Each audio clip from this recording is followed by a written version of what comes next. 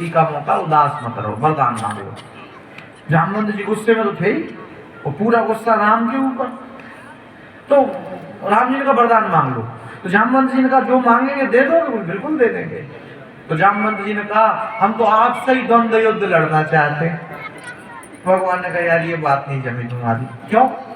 बोले क्या कि हम स्वामी और तुम सेवक, और हम मर्यादा पुरुषोत्तम श्री राम, तो ये बात अमर्यादित हो जाएगी ना सेवक और स्वामी के बीच में अगर युद्ध होगा तो। लेकिन तुम चिंता मत करो, तुम्हारी शिक्षा को हम पूरा करेंगे। तो अभी नहीं, इंतजार कर लो, कृष्ण अवतार में जब हम आएंगे तो हम तुमसे लड़ लेंगे। जब तक तुम थोड़े डोले सोले और बढ़ा लो, थोड़ी पहलवानी और कर लो, जब फिर कृष्ण अवतार में अपन लड़ेंगे। तो आज जैसे ही कृष्ण अवतार में जामवंत जी से लड़ाई हुई, युद्ध हुआ, द्वंद्व युद्ध, तो जामवंत परास्त हो गए, भगवान के चरणों को पकड़ा, बोले प्रभु क्या? बोले हम समझ गए आप मेरे राम हैं, मुझको ना उसी रूप में दर्शन दो आप। तो श्री कृष्ण ही बोले राम बन गए, बन जाते। तुलसीदास जी वृंदावन में परेशान, मोर मुकुट बंसी प्रणाम ही नहीं करते। ये बांसुरी रखो, धनुष बाण लो तो प्रणाम करेंगे। तुलसी मस्तक नवत है, धनुष बाण ले हाथ, अपने जन के कारण कृष्ण भय रघुनाथ। कृष्ण ही राम बन गए। जामवंत जी ने अरे राम के दर्शन किए तो पुरानी याद है ना तरोताजा हो गई, हो जाती। कई बार अपन फोटो देखते हैं एल्बम, और उसमें अपनी बचपन की फोटो आ जाती है तो कैसे लगता है एकदम बचपन में ही पहुंच गए, एकदम सुनाने लगते जब हम ना छोटे थे तो ऐसा करते थे। गजब मामला होता है। तो ऐसे ही हुआ था। श्री जामवंत जी ने भगवान के चरणों में प्रणाम किया, कृष्ण अपने रूप में आ गए। बोले लाओ मणि लाओ, हम जाएं। बोले प्रभु मणि तो हम आपको दे नहीं सकते। यही सीखा तुमने राम जी से, तुम राम के सेवक। राम जी तो वो जो प्राण जाए पर वचन न जाई, रघुकुल रीत सदा चली आई। और तुम कह रहे थे कि हमको युद्ध में हरा दो, परास्त कर दो, तो ये मणि हम आपको संभला देंगे, वो आपको मना कर रहे। अब जामवंत जी ने कहा हम खुद क्या करें, हम खुद धर्म संकट में पड़े।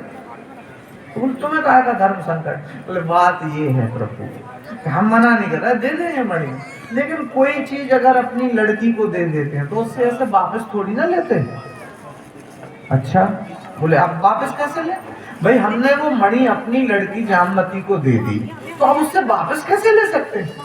वो कई कई जगहों का तो ऐसा नियम है कि पुत्री के घर का बोले पिता पानी भी नहीं पीता, तो ऐसा नियम।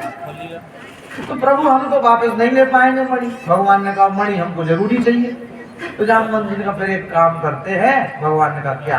तो इसका पाणी ग्रहण आपके साथ कर देते हैं और दहेज के रूप में वो मणि हम आपको सौंप देंगे।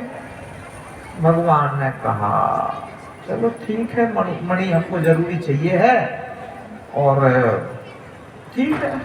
बोले मेरी लड़की आपको पसंद तो है? तो भगवान का नहीं पसंद वगैरह तो नहीं है। अब क्योंकि वो भालू की लड़की थी और शरीर पर बाल ही बाल, तो कैसे मामला बैठे?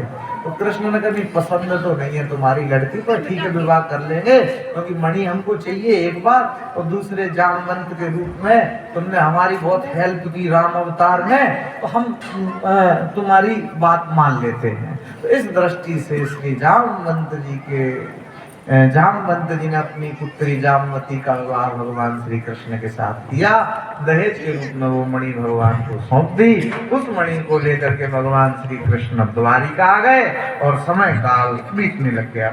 साहब द्वारिका जैसे ही आ गए, वो जो द्वारिका में तो जैसे ही भगवान पधारे तो द्वारिका में तो आ गए साहब, लेकिन वो अब देखो किसी ने जामवती को देखा नहीं है। अब नया नया जब विवाह होता है ना, वैसे ये घूंघट बंद होता है, तो अब मतलब देखने के लिए तो लोग खूब कोशिश करते, लेकिन वो घूंघट बंद ही है। तो अब ऐसे ही चर्चा चल रही, खूब सुंदर है, खूब सुंदर है, बहुत ज्यादा ही सुंदर है, बहुत ज्यादा ही सुंदर है।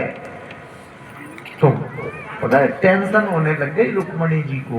वो भी सोच रहे ज्यादा ही सुंदर होगी, जब तो कृष्ण ने दूसरा विवाह किया, वरना श्री कृष्ण दूसरी शादी करते ही क्यों?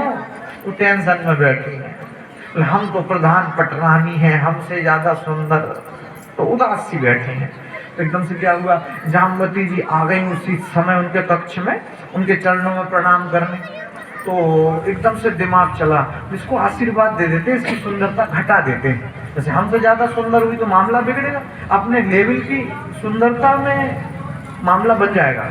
एकदम से जैसे ही जामवती ने प्रणाम किया तो एकदम हाथ सिर पर रख के ही आशीर्वाद दे दिया, और आशीर्वाद में देखो तुम जैसी हो सकल सूरत हाइट में रंग में बिल्कुल मेरे जैसी हो जाओ, बिल्कुल मेरे जैसी हो जाओ, सकल सूरत हाइट रंग बिल्कुल मेरे जैसी।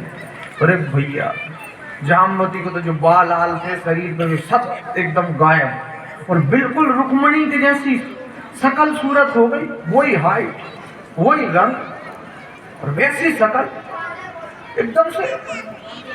देखो जो होता है अच्छे के लिए ही होता है, कृपा हो गई। जामवती जी ने कहा चलो ये आशीर्वाद भी ठीक मिला। अब रुक्मणी जी ने तो दूसरे हिसाब से दिया था, लेकिन वो जामवती जी के लिए दूसरे हिसाब में आशीर्वाद प्राप्त हो गए।